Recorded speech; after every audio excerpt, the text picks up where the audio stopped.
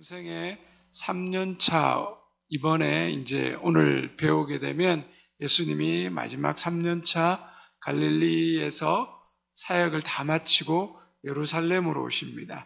그러면 예루살렘에서 이제 순환을 준비하시고 예루살렘 입성하시고 마지막 일주일을 보내는 그 장면이 나옵니다. 그러면 이제 우리가 배웠던 지도가 거의 다 메모리되고 예루살렘 지역에서 또 어떤 베레아 요 지역들을 또 한번 살펴보게 됩니다.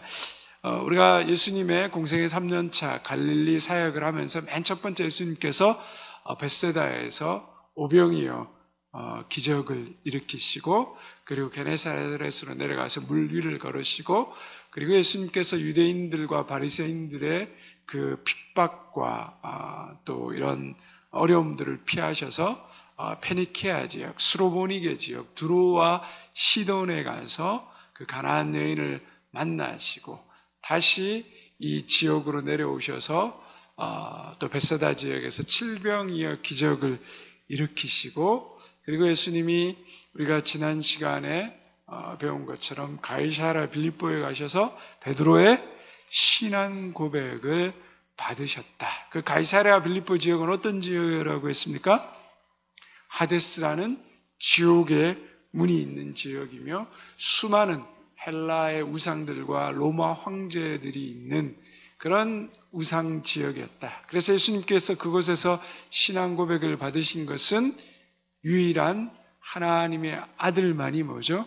예수 그리스도 왕 중의 왕, 만유의 주가 되신다. 그러한 이야기를 우리가 함께 나누었습니다. 오늘 말씀해 보면 예수님께서 그 신앙 고백을 받으신 다음에 이제 본격적으로 십자가를 지시겠다는 그 순환 예고를 하십니다. 여러분 교재에 보면 1차 고난 예고가 나와 있죠. 한번 같이 함께 읽어볼까요? 시작. 베드로의 신앙 고백 이후 예수님은 자신이 예루살렘에 당하게 될 죽음과 부활의 영광에 대해 예고하셨다. 예수님은 공생의 마지막 해를 보내면서 제자들이 갖고 있는 잘못된 메시아관을 수정하기 원하셨다. 그것은 바로 다윗과 같은 왕으로서의 메시아가 아니라 섬기고 고통받는 종으로서의 메시아 신학을 가르친 것이다. 우리가 앞에서도 계속 배웠지만 제자들이 기대한 메시아는 뭡니까? 다윗처럼 최고의 이스라엘의 전성기를 이루었던 왕으로 오신 메시아, 그 메시아가 오셔서 자신들을 로마의 식민지 압제로부터 해방시켜 주시고 모든 것을 버리고 예수님을 따라갔던 자기들은 뭐죠?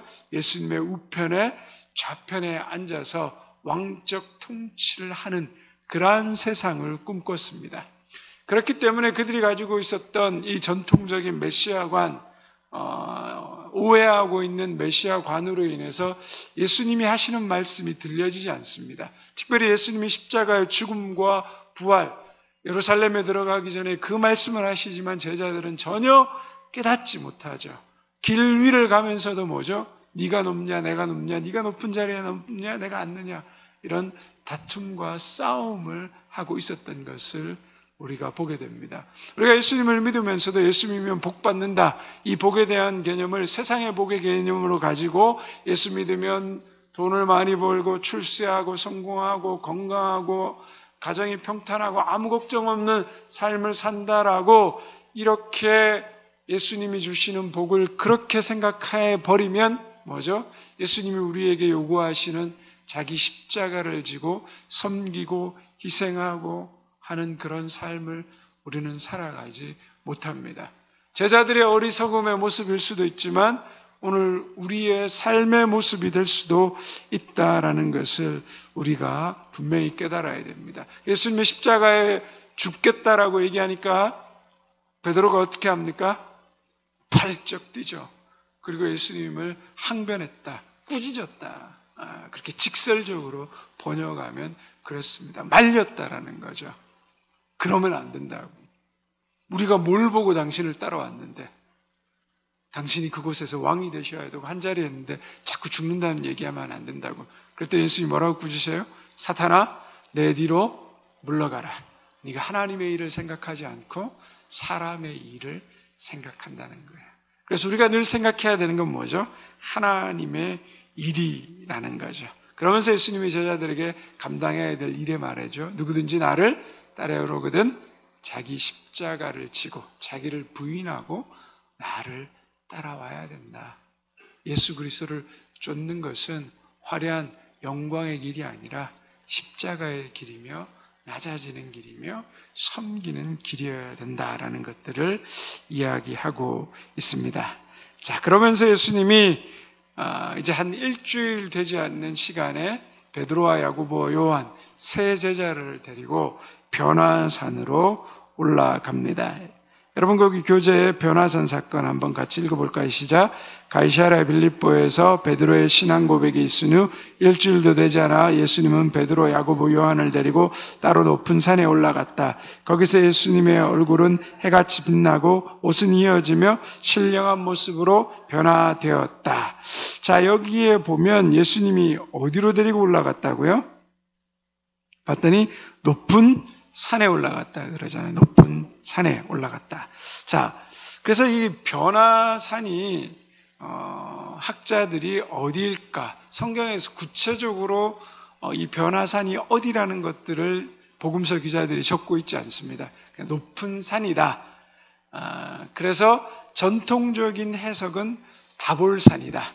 다볼산은 드보라가 여사사 드보라가 그 전쟁했던, 진을 치고 승리했던 그 산, 그리고 이스라엘이라는 가장 비옥한 평원이 있는 곳에 있는 산, 한 500m 조금 넘는 산을 가리키기도 하고요.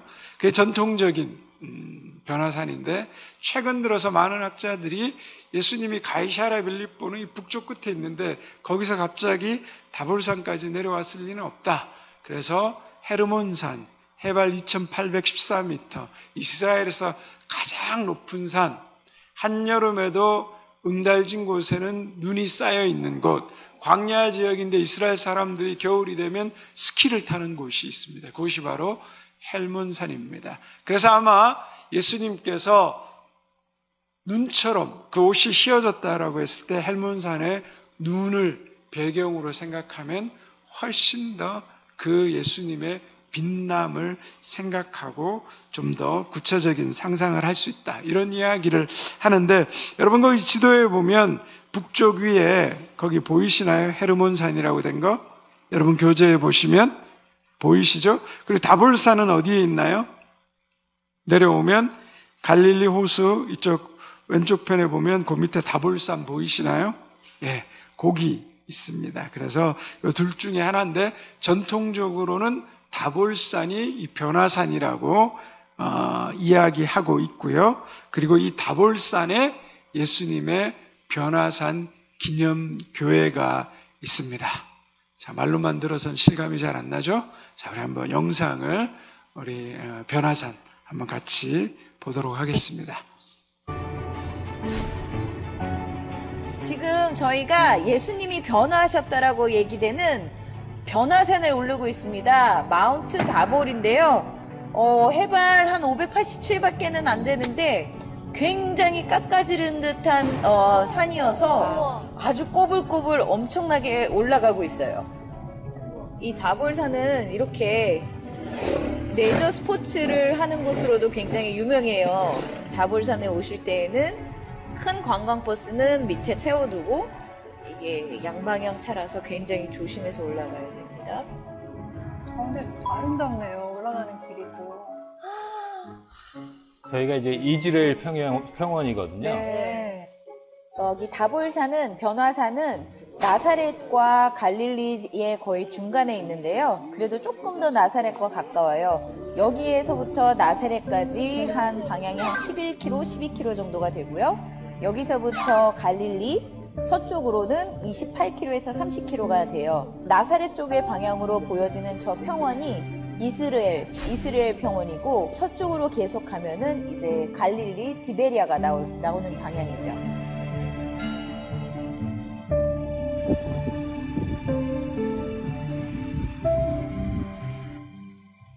이 꼭대기에서 예수님께서 모세와 엘리야를 만나서 몸이 하얗게 눈처럼 변했다라고 하는 곳을 이곳이라고 추정하고 있어요. 또 교회 터가 발견돼서 그 교회 터 위에 기념교회들이 세워져 있고요. 지금 여기에는 천주교 교회가 있고 그리스 정교회 또 교회가 있습니다. 그래서 오늘 저희가 보실 것은 이 프란치스칸 천주교에서 만든 교회인데 한번 들어가 보시죠.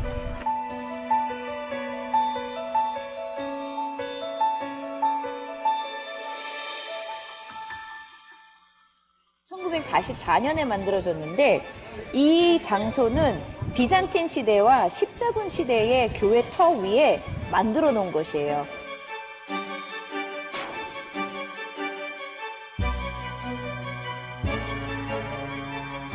이 교회의 특징은 양쪽으로 왼쪽 오른쪽에 작은 체인버, 작은 방이 예배하는 방들이 있는데 왼쪽에는 모세의 방처럼 모세가 그려져 있고요.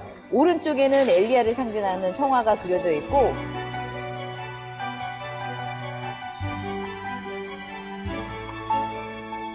모세를 위해 엘리야를 위해 그리고 예수님을 위한 교회가 이렇게 세워져 있네요. 보시죠. 좌우로 방이 있고 이 왼쪽은 이거는 모세를 기념하는 거네요. 모세가 맞네요. 그렇죠? 그 구약 성경을 말할 때 율법과 예언서 이렇게 말하는데 율법의 대표 모세, 예언자의 대표 엘리야 이렇게 해서 오른쪽 방은 엘리야. 보시면 이렇게 바닥이 다 모자이크로 되어 있습니다. 그래서 사실은 그 예수님이 모습을 변화시킨 산은 무슨 산인지 안 써 있거든요. 네, 그냥 높은 산이라고만 돼 있어요. 그래서 요거는 전통에 의해서 다볼산이라고 하는 것이고 헐몬산이라고 하는 사람도 네, 많아요. 어떤 사람은 네. 헬몬산이라고 하고. 곳곳에 이렇게 사람들이 쪽지를 이렇게 껴놓고 갔네요. 통곡의 벽처럼. 중앙에 있는 중앙 예배당은 당연히 예수님이 이렇게 그려져 있어요.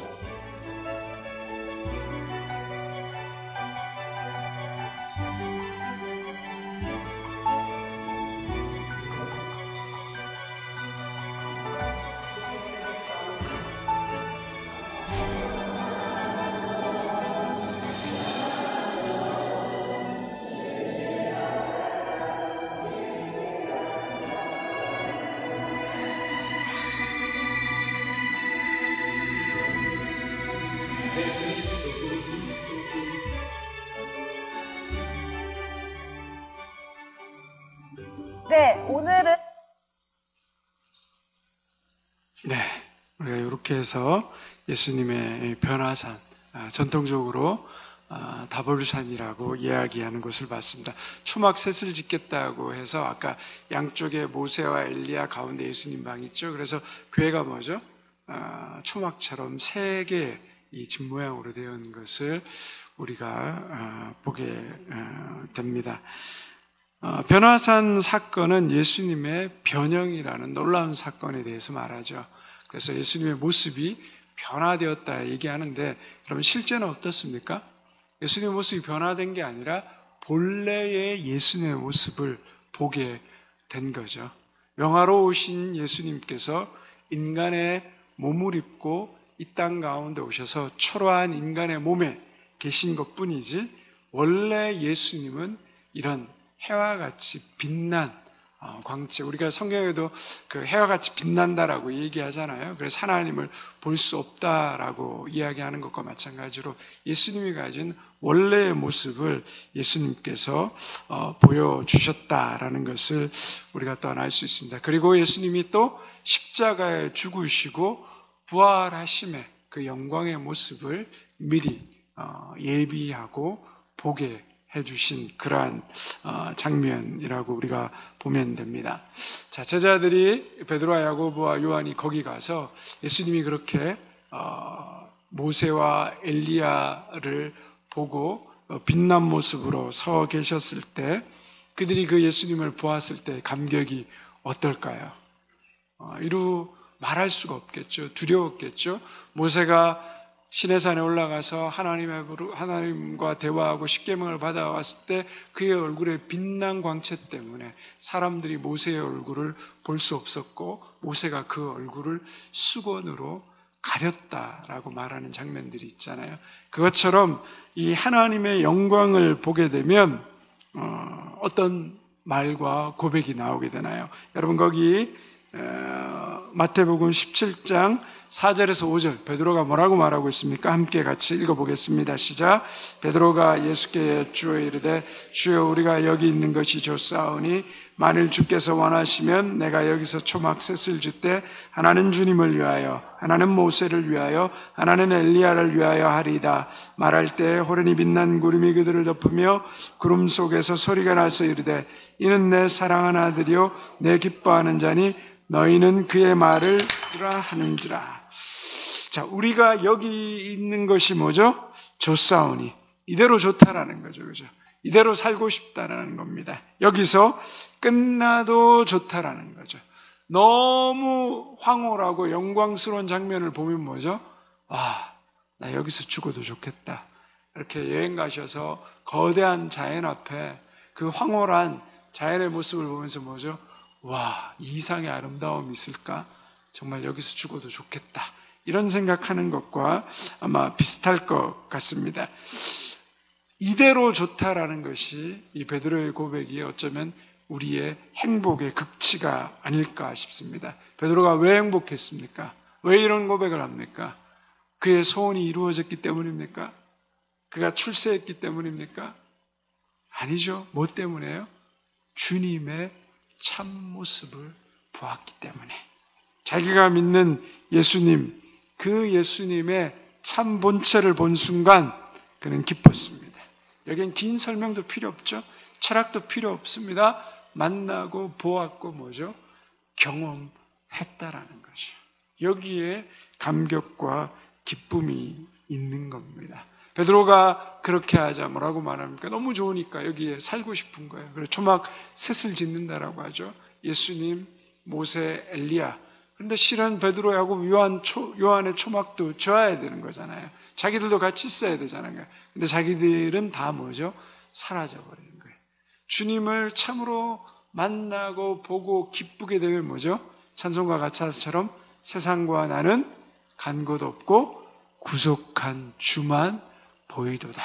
이것이 나의 간증이요 이것이 나의 찬송일세. 이게 아마 베드로의 고백이 아닌가라는 생각이 듭니다. 변화산의 모세와 엘리야, 아까도 말했지만 모세는 뭐죠? 율법을 대표하는 사람, 엘리야는 선지자를 대표하는 사람. 즉 율법과 선지자라는 것은 뭐죠? 모든 성경의 말씀을 이야기하는 것이고, 이 사람들이 예수님과 더불어 이야기하는데 뭘 이야기를 했습니까? 거기 여러분 교재 누가복음 9장 31절 한번 같이 읽어볼까요? 시작. 영광 중에 나타나서 장차 예수께서 예루살렘에서 별세하실 것을 말씀하실세. 자, 예수님의 예루살렘에서 십자가의 죽음에 대해서 뭐죠? 이야기하고 있다라는 거죠. 그래서 이 예수님께서 변화산에서 변형된 사건은 십자가의 죽음을 앞두고 일어난 영광의 사건으로 굉장히 중요하다는 거죠. 어떠한 고통, 어떠한 고난, 어떤 환난이 있어도 뭐죠? 인내하며 십자가의 길을 갈 수 있는 것은 그 십자가의 고난 뒤에 뭐가 있어요? 부활의 영광이 있다라는 것을 말하고 있는 겁니다. 즉, 이 변화산의 사건을 통하여서 그 십자가의 길마저도 뭐죠? 기쁨으로 갈 수 있는 힘과 능력을 얻겠다는 것을 이야기하고 있는 겁니다. 여러분, 우리의 삶도 어떻습니까? 제가 아는 분이 그 환상 중에 천국을 보고 오신 분이 있어요. 늘 가끔씩 이렇게 천국 얘기를 하는데, 이분 하는 말이 늘 그래요. 어디 여행을 가도, 그리고 어디 가서 아무리 좋은 걸 보아도 뭐죠? 별로 그렇게 좋아 보이지 않는다는 거예요. 시시하다는 거예요. 스위스 가서 뭐 체르마트인가요? 융프라우 거대한 자연을 보고 와서 북한산 뒷동네 가면 뭐죠? 시시하잖아요. 천국의 그 화려한 아름다운 하나님의 영광을 보고 오면 세상에 어떤 것을 보더라도 여러분 어떻습니까? 시시한 거예요. 별 의미 없는 거예요. 그거 더 이상 안 봐도 되는 거예요. 어떤 걸 봐도 뭐죠? 천국의 기쁨과 영광만큼 내 마음에 기쁨과 감격을 주는 일은 없다라는 거죠. 이것이 중요합니다. 우리의 인생의 목적지는 어디입니까? 천국이죠. 정해져 있죠. 영원한 삶의 자리, 영원한 생명의 자리, 하나님과 함께하는 자리, 우리 인생의 목적지가 정해져 있습니다. 왜 우리가 이 세상을 살아가면서 예수 그리스도를 믿으면서 고난도 견딜 수 있고 힘든 일도 견딜 수 있고 오늘 넘어져도 다시 일어설 수 있는 소망이 뭐예요? 우리에게 뭐죠? 영원한 본향, 천국이 있기 때문입니다. 이 땅에서 우리가 받을 고난과 장차 우리에게 임할 영광과는 뭐죠? 비교조차 안 된다는 거예요. 그래서 예수님이 십자가를 이길 힘은 뭐예요? 부활의 영광, 예수님이 아시기 때문에 기꺼이 십자가를 지고 가시는 거죠. 오늘 우리의 삶의 고난, 이 땅의 삶이 고난이 있고 곤고하고 힘들고 핍박 가운데 있을지라도 내가 원하는 삶, 내가 바라는 삶이 아니라 내 인생이 가시밭길 같을지라도 뭐예요? 우리가 궁극적으로 가는 목적지가 어디입니까? 영원한 하나님 나라. 우리의 목적지와 종착지는 여기가 아니라는 거예요. 이 땅은 지나가는 인생이고 우리에게는 영원한 하나님과 함께하는 하나님 나라. 그 영광이 우리에게 기다리고 있다라는 것. 그래서 그것이 우리 인생을 향한 이 변화산의 사건은 하나님의 구체적인 천국에 대한 약속을 우리에게 보여주는 사건이라는 거죠. 그것이 굉장히 중요합니다. 우리가 이렇게 그 고난을 당하면 뭐라고 말합니까? 이 또한 뭐죠? 지나간다라고 얘기하잖아요. 근데 우리가 그 고난 속에 처해 있으면서 나는 여기에 빠져 죽을 거야. 고난의 미로 속에서 나는 헤어나지 못할 거야. 이러면 우리가 어떻게 이 세상을 살아가고 견디겠습니까? 이 또한 지나가기 때문에 우리의 짧은 인생이지만 돌아보면 그 모든 고난의 자리를 넘어서고 우리가 새로운 또 기쁨과 감사의 자리를 가는 것을 알기 때문에 마찬가지로 이 땅의 삶이 고달파도 뭐죠? 우리에게는 영원한 하나님 나라가 있어요. 나는 이 땅에서 내 삶이 공고하고 빈궁할지라도 나를 불러주시는 하나님, 그 영원한 하나님, 나는 그 하나님께로 갈 거야. 이것이 우리의 소망이고 우리의 희망이 되는 거죠. 그래서 고난과 아침, 고통이 있을지라도 그 벅찬 하나님의 나라를 생각하고 바라보면 우리의 마음 가운데 이 세상의 고난을 이길 힘을 얻게 된다. 그것이 우리 변화산 사건을 통하여서 예수님이 십자가의 고난을 앞두고 기꺼이 그 십자가를 지실 수 있는 또 은혜의 사건이었다라는 것들을 우리가 생각할 수 있습니다. 그러면서 마지막으로 그 하늘에서 무슨 음성이 들려왔죠? 이는 내 사랑하는 아들이요 내 기뻐하는 자니 너희는 저의 말을 들으라. 예수님이 변화되고 모세 엘리야의 그 감격 속에 구름이 내려와서 하늘에서 음성이 들려오는데 이는 내 사랑하는 아들이고 내 기뻐하는 자라. 너는 저의 말을 들으라는 거예요. 누구 말을 들으라고요? 예수님의 말. 예수님의 말이 뭐예요? 성경이잖아요, 성경. 사람의 말을 듣지 말고 인간의 말을 듣지 말고 주님의 말씀을 들으라는 거죠. 그럼 얼마나 복잡합니까?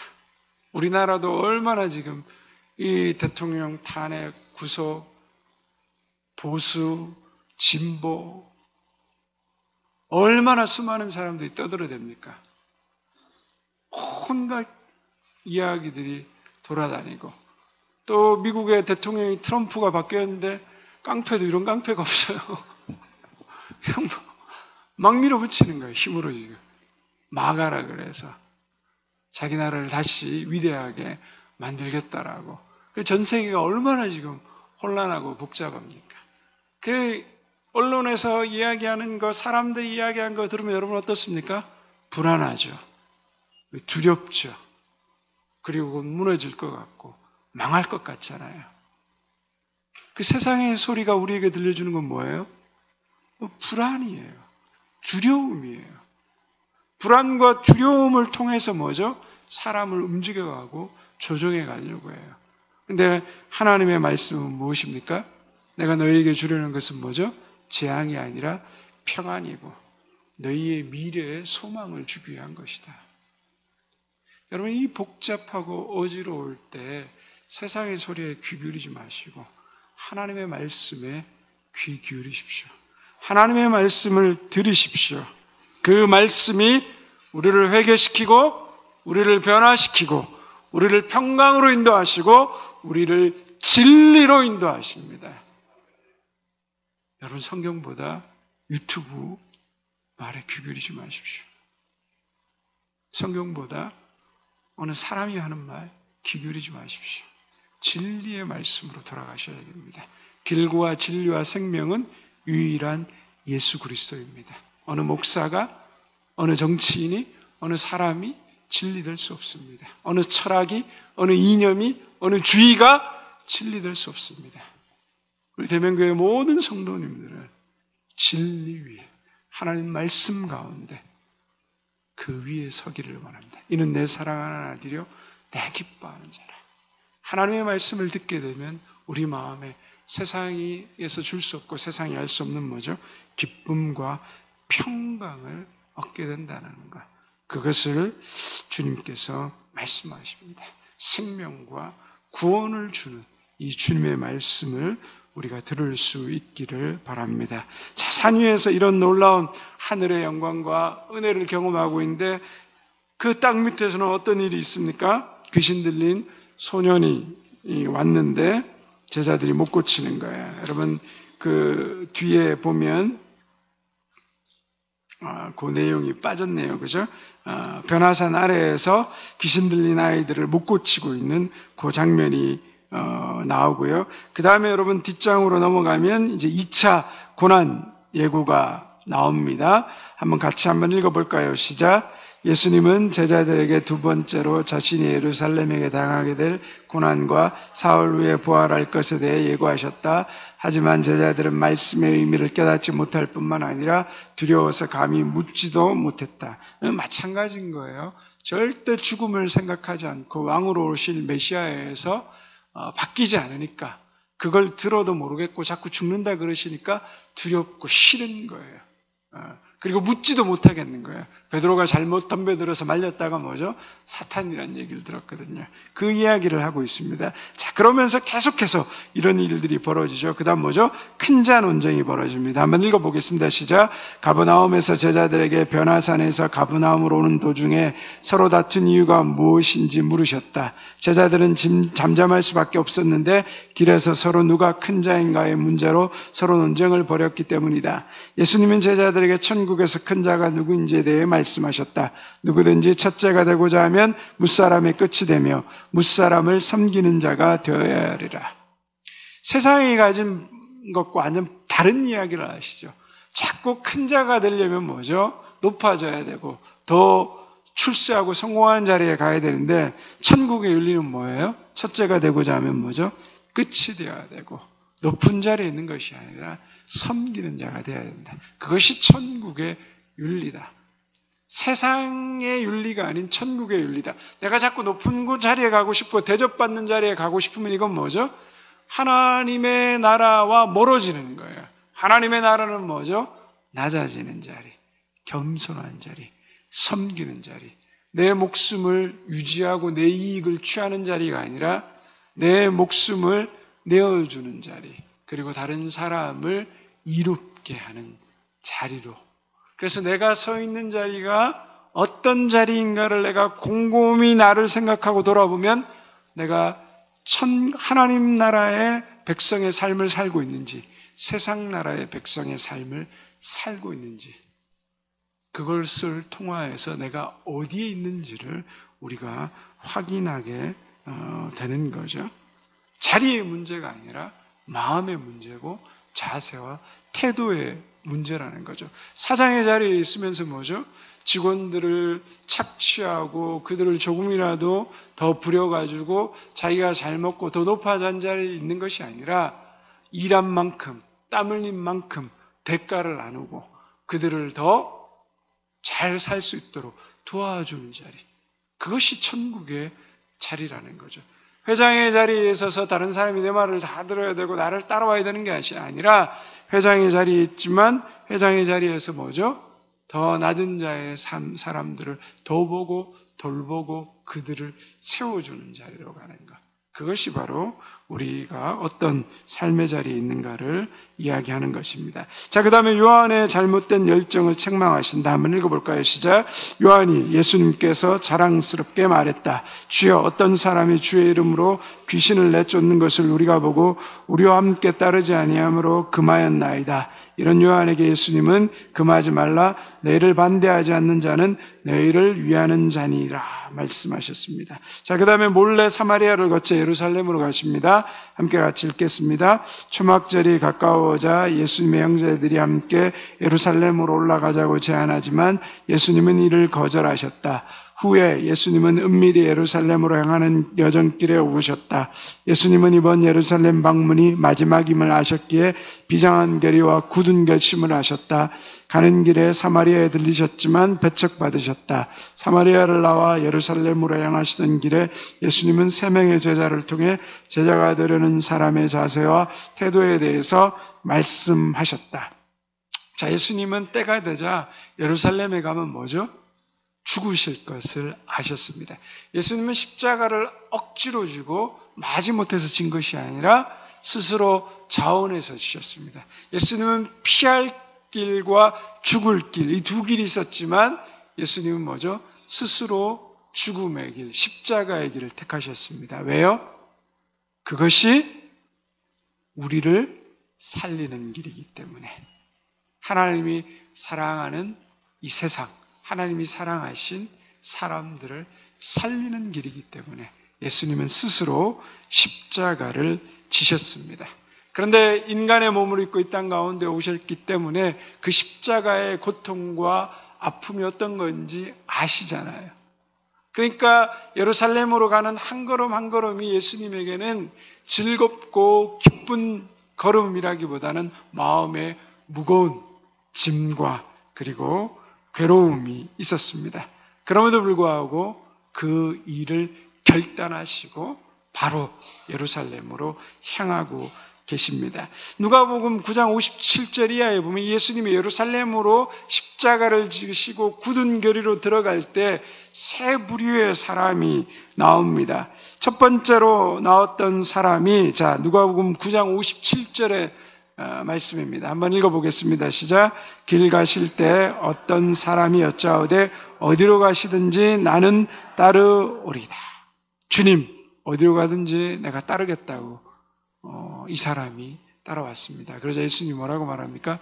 여우도 굴이 있고 새들도 보금자리가 있는데 인자는 머리 둘 곳이 없다. 네가 내가 가는 길을 따라올 수 있겠느냐? 그런 말씀이죠. 두 번째 부류의 사람이 나옵니다. 한번 읽어보겠습니다. 시작. 또 다른 사람에게 나를 따르라 하시니 그가 이르되 나로 먼저 가서 내 아버지를 장사하게 허락하옵소서. 자, 내 아버지를 장사하게 허락해달라니까 예수님이 뭐라고 말해요? 죽은 자는 뭐죠? 죽은 자들로 장사하게 하라고 말합니다. 자, 세 번째 사람이 등장합니다. 61절 말씀 읽겠습니다. 시작. 또 다른 사람이 이르되 주여 내가 주를 따르겠나이다마는 나로 먼저 내 가족을 작별하게 허락하소서. 가족의 인사하고 따르겠다니까 예수님이 뭐라고 말해요? 쟁기를 잡고 뒤를 돌아보는 자는 뭐죠? 합당하지 않다라는 거예요. 예수님이 가족들하고 관계까지 다 끊으라는 건가? 가정을 무시하라는 건가? 우리가 성경을 읽으면서 그런 의문들이 들 수 있습니다. 그런데 우리가 이 장면의 흐름을 앞에서 쭉 살펴본 것처럼 잘 봐야 되는 거예요. 예수님도 어머니 마리아를 돌보셨고 가족들을 돌보셨고 십자가의 마지막 죽음의 순간에도 제자 요한에게 그 어머니 마리아를 부탁한 장면을 봤을 때 그런 의미는 좀 아닐 것 같아요. 근데 이 장면은 뭐예요? 예수님이 십자가를 지시기로 뭐죠?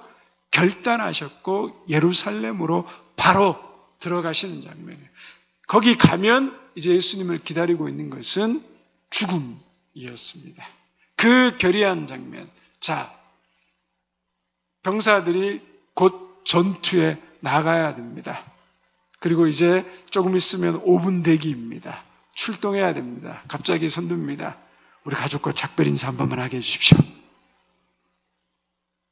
아버지 돌아가셨다는데요. 갔다 와봐야 될 것 같은데요. 여러분, 그러면 군대 대장이 뭐라고 말할까요? 그래, 갔다 와, 중요하지. 부모님 장사하고 전화하고 와. 그렇게 말하나요? 그거는 웅털이죠. 그죠? 예수님이 예루살렘에 들어갔을 때 십자가의 죽음, 결단, 그 하나님께서 예수님을 통하여 이루고자 하신 일을 이루시는 그 순간에는 여러분 어떻습니까? 뒤를 돌아보거나 인사할 겨를이나 어떤 오해나 변명 이런 것들을 할 수 없다라는 거예요.